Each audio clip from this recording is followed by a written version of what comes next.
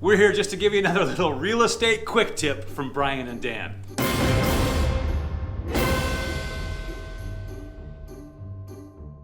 Hey everybody, it's Brian Bernasconi here with the Brian and Dan Silicon Valley real estate team. I've got Dan Moss here. He's partnered up with our chimney expert, Chimney Clean. They also do, you guys Dryer also, ducts.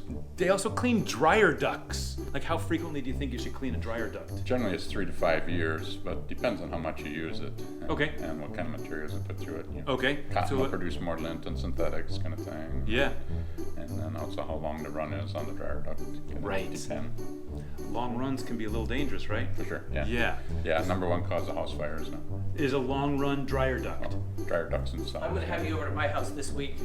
All right. So I need to do that. I've been Nice. putting that off for years. And I say it every time I do the lawn. Yeah. Right, so you guys are chimney sweeps. Right. Rule of thumb on chimneys is if you burn it every night through the winter, then it should be cleaned once a year. Oh, wow. Every other night, then once every 2 years, and if you burn it occasionally, then once every 3 years. And the other thing that we do is we have chimneys inspected when we get a house ready for sale. And they turn up cracks in the mortar or flues that don't close all the way or chimney caps or spark arresters that are missing Still usually find about 2 a month that are broken. from the 89. We have a lot of earthquake. seismic activity here and not all chimneys were built with rebar. And so they wind up finding these broken chimneys, which are dangerous. And so we have Dan and his partner Dennis come out from Chimney Clean Company and check these fireplaces out for us before we sell the house so the buyers know what they're getting into. Correct, yeah.